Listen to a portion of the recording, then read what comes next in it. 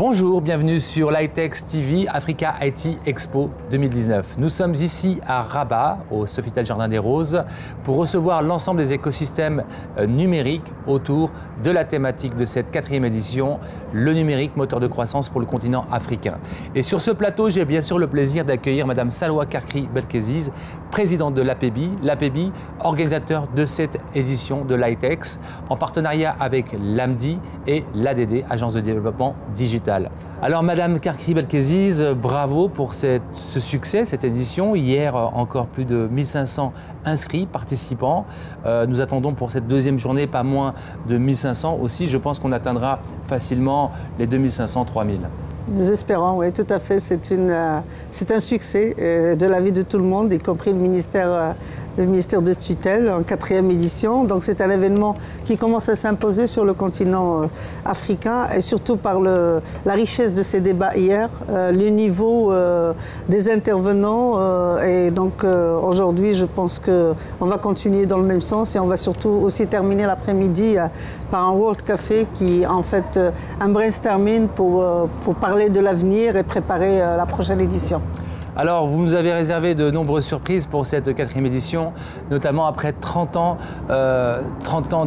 d'activité de l'APEBI et aussi un relifting, bien sûr, du nouveau logo de l'APEBI qui est maintenant haut en couleur. Oui, c'est dommage parce que peut-être dans la nuit, on aurait pu en faire un pour remplacer déjà celui-là, mais enfin, c'est vrai, on a voulu, après 30 ans, d'abord, c'était une soirée avec les passes-présidents, parce que 30 ans, c'est pas ce bureau actuel qui l'a fait, c'est l'ensemble. Et puis, rajeunir un peu le logo, lui donner des couleurs de l'innovation, c'est une bonne chose pour repartir à nouveau sur un nouvel élan à partir de l'année prochaine. Alors l'APEBI travaille sur le terrain et effectivement vous avez été pratiquement au cœur des écosystèmes, notamment sur le continent africain. On voit la forte présence, plus de 25 nationalités représentées, des fédérations qui ont répondu présent. Aujourd'hui, l'APEBI, vous tirez chaque année des sonnettes d'alarme, vous poussez les politiques à agir. Quel bilan faites-vous de l'évolution du numérique et de la digitalisation ici au Maroc ? Comme j'ai mentionné un petit peu hier lors du discours de l'ouverture, nous avons constaté quelques avancées cette année, en 2019, au Maroc, donc notamment l'opérationnalisation de l'Agence de développement digital avec son premier chantier de la carte start-up, le partage des infrastructures. Donc la loi sur les télécoms a évolué, ça a permis un partage des infrastructures entre les différents opérateurs, ce qui va garantir un haut débit accessible, moins cher à toute la population marocaine. Nous avons vu les premiers services mobile payments donc apparaître, mais le rythme reste encore très très lent et nous avons, nous avons espéré peut-être dans la nouvelle architecture gouvernementale avoir un portefeuille qui s'occupe exclusivement de l'économie numérique parce que justement c'est un chantier qui est transversal, qui demande tous les efforts, qui demande du plein temps et puis on est persuadé et que en fait grâce au digital, que le digital c'est la colonne vertébrale de tout le modèle économique sur lequel Sa Majesté a demandé à mener une réflexion profonde. Donc on va continuer notre combat, on va continuer notre militantisme. Nous sommes en train de préparer donc un genre de recommandations ou de livre blanc qui va être prêt avant la fin de l'année, suite au recueil d'informations de plusieurs administrateurs, de plusieurs personnalités publiques et privées. Et donc ces recommandations, nous allons faire encore un événement avant la fin de l'année et transmettre officiellement ces recommandations au chef de gouvernement. Alors, on vous connaît aussi sous une autre casquette, présidente. Vous avez été nommée cette année présidente de GFI Afrique. Et j'ai à mes côtés un invité d'honneur qui a répondu présent à cette 4e édition, M. Vincent Rouex, président de GFI Monde. Bonjour. Bonjour, bienvenue à Rabat, en l'occurrence, et bienvenue à l'ITEX. Alors, comment avez-vous vécu cette première journée de l'ITEX 2019 ? Merci. Fonction de ce que vous venez de dire, on ne pouvait pas ne pas être là et je ne pouvais pas ne pas venir. Non, cette journée a été très intéressante. L'organisation, je n'y reviendrai pas, est extraordinaire. Les débats étaient extraordinaires aussi. Et je pense que c'est bien la démonstration que le continent est en train de bouger et le Maroc tient depuis longtemps d'ailleurs un certain nombre d'initiatives qui lui permettent d'aller irriguer dans d'autres pays et nous sommes très ravis d'être là et de participer non seulement à cet événement mais de participer aussi à cette démarche globale au niveau de l'Afrique et du territoire. Alors le groupe GFI est présent à cette édition. Comment, d'après vous, aujourd'hui, le continent a évolué sur ces quelques dernières années? On voit le continent attirer toutes les convoitises auprès de multinationales, internationales, bien sûr, qui regardent le continent avec beaucoup d'appétence. On a une digitalisation, une transformation digitale qui s'opère avec de la disruption. Quel est votre regard par rapport à ça? D'abord, nous, on croit depuis longtemps à l'Afrique, puisque en quelques années, on a multiplié par 4 nos revenus au Maroc déjà, et aujourd'hui, on est très présent sur plusieurs pays, que ce soit Tunisie, Maroc, Côte d'Ivoire, Cameroun, Sénégal et d'autres pays où on va opérer. Bien sûr, c'est un continent qui attire les convoitises depuis longtemps, avec une promesse de croissance qui parfois tarde à venir, mais qui est fondamentalement inscrit dans l'avenir.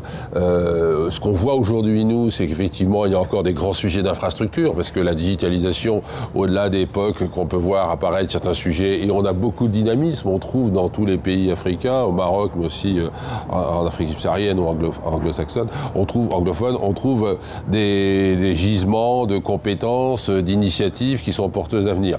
Les infras doivent suivre.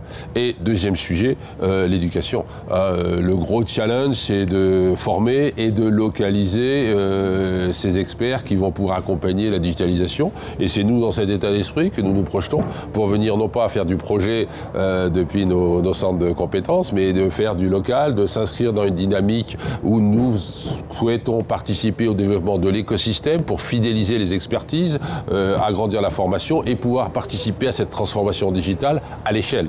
Beaucoup de POC, beaucoup d'initiatives, mais il faut passer maintenant, en fonction de l'évolution des infrastructures, que ce soit la télécom et bien sûr des data centers, être capable de passer à l'échelle sur des opérations qui vont aider à la transformation et accélérer en gardant en point fort cette problématique d'éducation, donc de formation initiale et d'accompagnement de la formation professionnelle. Alors, je me tourne vers Madame Salwa Karkri Belkeziz, présidente de GFI Afrique. Quelle stratégie, quel challenge allez-vous opérer pour accélérer cette croissance sur le continent et accompagner ces entreprises africaines? Écoutez, comme ça a été mentionné par notre président, donc nous sommes en Afrique, au Maroc, depuis une vingtaine d'années. Et nous sommes implantés un peu partout, maintenant dans 5 ou 6 pays d'Afrique, mais nous opérons à partir de Casablanca sur 18 pays exactement. Et notre objectif, c'est d'assurer une meilleure proximité, donc d'être présent pour accompagner nos clients de près. Mais d'un autre côté, nous avons également le support du groupe.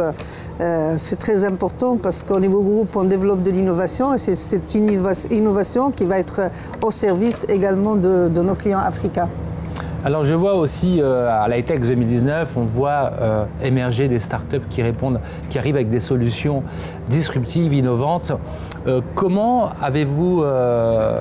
pensez-vous vous appuyer sur ces écosystèmes de startups, à savoir les incubateurs, accélérateurs, et d'ailleurs le pôle startup de l'APEBI qui rassemble aujourd'hui tout un écosystème de start-up. Est-ce que GFI a une stratégie auprès de ces start-up? Oui, nous avons depuis quelques années démarré une stratégie autour de l'innovation qui est un moteur de notre croissance et de notre performance en créant dans tous nos pays, on en a 7 aujourd'hui, on va en ouvrir un à Casa, ce qu'on appelle les Fab Labs, qui nous permettent bien sûr d'avoir une stratégie globale autour de l'innovation avec des spécialisations, du retour d'expérience, mais surtout de s'implanter dans des écosystèmes de start-up. À Paris, nous sommes au Cargo, qui a été créé par la ville de Paris, 250 start-up. On a fait la même chose au Portugal, on a fait la même chose en Espagne et on fera la même chose ici, de façon à avoir une immersion. Notre stratégie n'est pas d'accompagner financièrement, capitalistiquement, c'est pas notre métier, il y a des organisations pour cela, mais plutôt être capable d'accompagner ces startups, d'intégrer leurs offres, de les mettre à l'échelle et d'apporter le niveau de fiabilité, sécurité et aussi parfois de qualité dans des gros appels d'offres et leur donner accès à des marchés auxquels aujourd'hui ils n'ont pas la capacité financière d'investir sur des gros appels d'offres. Donc c'est ce mix qui est intéressant pour nous, capacité à collaborer. C'est toujours compliqué bien sûr, hein, mais c'est la volonté qu'on a et on a créé cet écosystème avec des équipes qui sont compatibles hein, d'un point de vue de la culture avec ces startups et qui vont nous permettre d'aller pousser ces startups, les accompagner sur le marché dans une relation commerciale assez claire où chacun est bien sûr à son business model, compatible, cohérent, hein, mais je crois que c'est un bon modèle aujourd'hui et nous travaillons donc sur des réseaux, nous ouvrons à Varsovie, et nous avons à Ghent qui permettent de travailler sur tous les sujets, que ce soit l'IA, la blockchain, la computer vision, la réalité virtuelle, mais dans des problématiques de use case concrets auprès des clients. Alors je vais me tourner vers Madame Salwa Karkri Belkesiz. En tant que présidente de l'APBI, quel message pourriez-vous adresser à toutes ces entreprises qui aujourd'hui vont se lancer dans le cap de la transformation digitale au Maroc et en Afrique? Le message, c'est que la transformation digitale, ce n'est plus un luxe, c'est une nécessité pour accompagner justement le développement de leurs process, leur compétitivité, pour pouvoir concurrencer les entreprises mondiales, parce qu'on parle plus de concurrence mondiale que de concurrence locale, et pour cela, ils doivent se faire accompagner. Donc, il y a toutes les compétences qu'il faut au Maroc pour accompagner justement ces entreprises. GFI et d'autres sont également implantés dans d'autres pays d'Afrique, donc pour accompagner ces entreprises. Et du point de vue étatique, il y a également une volonté, grâce à l'ADD, grâce à Maroc PME, il y a aussi une volonté d'accompagner financièrement. Donc il y a il y a des financements qui sont là pour ça. Il suffit de savoir les chercher. Il y a également des data centers qui sont maintenant mis en place au Maroc, ce qui permettrait justement de mettre en place des solutions sectorielles en SaaS, un peu à l'expérience de GFI avec Inouï et puis d'autres, et avec des intégrateurs, donc un trio, donc infrastructure, intégrateur et éditeur, ça offre une solution globale pour la PME-PMI, en plus un financement d'une partie. Donc il y a vraiment tout ce qu'il faut, il suffit qu'il y a une volonté du chef de l'entreprise, c'est important, et un leadership pour accompagner le projet. Eh bien, merci Vincent Wex, président de GFI Monde, Madame Salwa Karkri Belkesiz, présidente de l'APBI et présidente de GFI Afrique. Nous vous donnons rendez-vous sur les réseaux sociaux, #iTex2019. Suivez toutes nos émissions à travers l'ITEX TV et plus d'informations sur africaitexpo.ma. Et merci. Merci. Merci.